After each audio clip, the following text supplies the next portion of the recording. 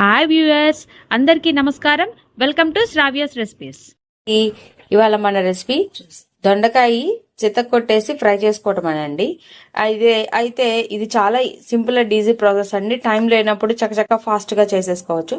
అయితే దీనికి కావాల్సిన పదార్థాలు దొండకాయలు జస్ట్ ఇలా చిట్లేదాకా చితక్కొట్టుకోండి. దొండకాయ, ఉప్పు, కారం, స్టార్ మసాలా. ఇక ప్రాసెస్ స్టార్ట్ చేద్దామా? స్టవ్ మీద బండి పెట్టుకొని కొంచెం ఆయిల్ పోసుకోండి. ఆయిల్ వేడెక్కిన తర్వాత దొండకాయ ముక్కలన్నీ వేసేసుకోండి. దాంట్లో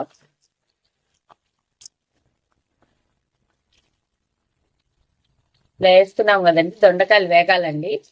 దొండకాయలు వేగిన తర్వాత ఏం చేయాలో చెప్తా.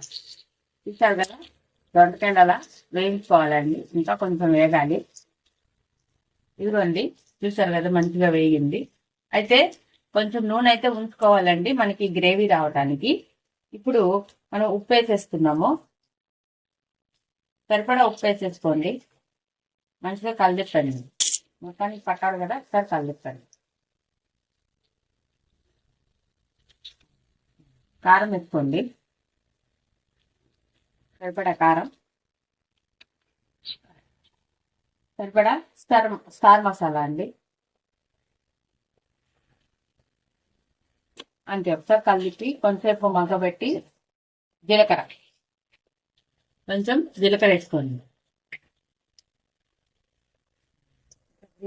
చూడండి, అట్లా గ్రేవీగా రావాలి. అన్నంలో మనం కలుపుకోవటానికి జస్ట్ 5 minutes అండి. 5 minutes కూడా పట్టదు.